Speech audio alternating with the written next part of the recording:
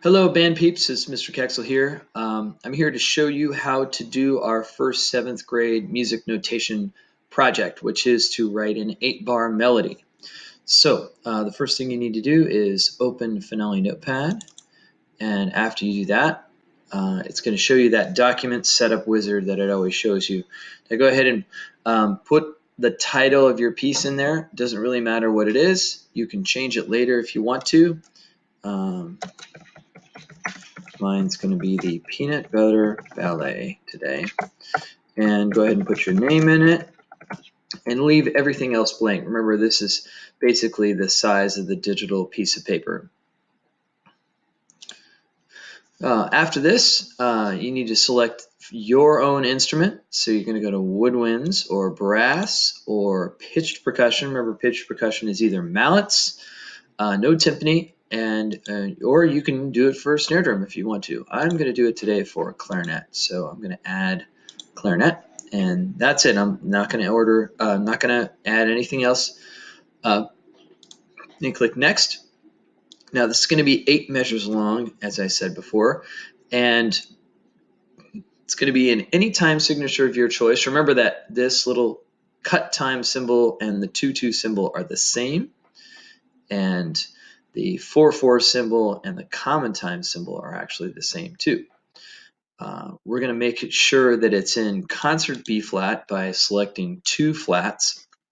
Regardless of what instrument you do, we're going to transpose it back to concert pitch as soon as we create it. So we're going to click finish, and ta-da, we make our digital piece of sheet music. Now, you notice that over here at the beginning of the piece, there are not 2 flats. So we're going to put those 2 flats back in by going to the document menu and clicking display in concert pitch.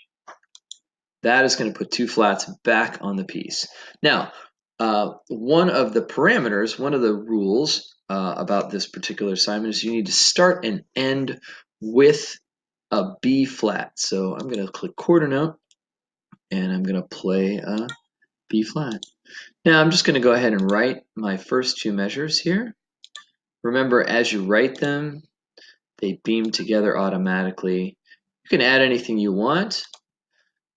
One of the parameters of the assignment I told you before is using primarily stepwise motion.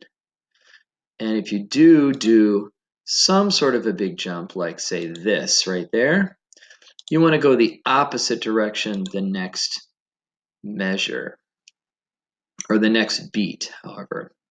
The next thing you do, I mean, if you do a big jump up, you want to do a step down. If you want to do a big jump down, you probably want to do a step up. So I'm just going to do that right there. Now, there's my first 2 measures. I may change them after a while, but it's okay if I don't. Now, measures 1 and 2 and 5 and 6 are actually going to be the same thing. Remember, good melodies are a mixture of familiarity and surprise. So we're going to go up here. We're going to use the selection tool right here like this. This is actually a pretty powerful tool. We're just going to grab measure 1. I'm just going to click and hold. Now I have measure 1. I have a little ghost version of measure 1. Ooh. And I'm going to stick that on measure 5. So that's 2, see, 3, 4, 5. And then I'm just going to release my click, and whoop, and we got cut and paste happening. Now let's just do the same thing for measure 2 and measure 6. Here we go, measure 2. We're going to put measure 2 on measure 6. Notice that it's got a little yellowish color to it. If it's over like this, then you'll paste it into the back half of the measure, which you don't want to do. See, I'll do that by mistake here. Now if I do this, so you have a half rest there. I don't want that half rest there, so I'm just going to hit Control Z. And you want to make sure that you post it to beat 1, which means you're right here. Okay, there you go. Now, there's beat measures 1 and 2 are the same as 5 and 6. I'm just going to put half note here and finish it here like this. You can use repeated notes if you want to. Oh, sorry about that. And I'm just going to do, let's see, there. And you also remember that when you put notes on the staff, that the stems automatically go the right direction.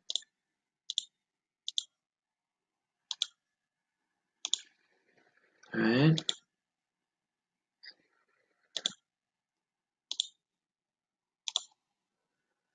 All right, and then I'm coming to my last note. My last note has to be a B flat as well. It's going to make a B flat. All right.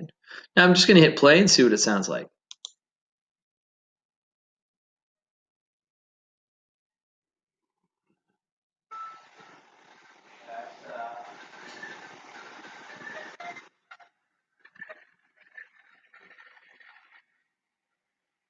Sure to be a massive #1 hit. I am absolutely certain of it. All right. Now, there are several things you can continue to do with it. You can put articulations in it if you want to. You can go up to the articulation tool right up here, and you can click on a note, and it'll give you a whole bunch of different things. You can put accents, you can put staccato dots, you can put a fermata at the end. Let's put a fermata at the end. I'm going to put an accent at the beginning of this, and we're going to put a fermata at the end, just to make it hold out for dramatic purposes. Remember, when you do this, these little control points here appear, and as soon as you select them, they turn a little color, and you can delete them or move them around as you want to. Now, one of the required elements is that you have to put a dynamic level. That's a volume indication. You have to make sure as a composer, you're telling people how loud to play your music. So we're going to go up to the mezzo forte right up here, the expression tool, and click that, and then we're going to click on the first measure. Oh, double click, sorry. And lo and behold, you not only have dynamics, but you also have tempo markings, which actually would be kind of cool. So let's just go ahead and hit forte, and there it is right there. It just appears right below the first measure. Now I'm also going to click it again because I'd like to do allegro. There you go. So a tempo marking is not required, but it might be a good idea to tell people how fast it is and how loud it is. Now, you notice that that also has a control point too, and I can actually move this around. I'm just going to put it right above the first beat, just because that looks a little cooler. All right.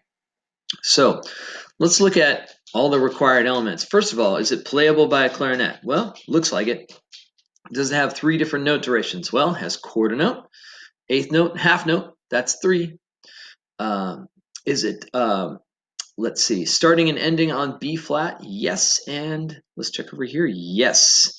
And do measures 1 and 2 and 5 and 6, are they the same? I'm looking at 1 and 2, looking at 5 and 6, and then they're the same. So that looks like it's pretty much checking all the boxes. All right.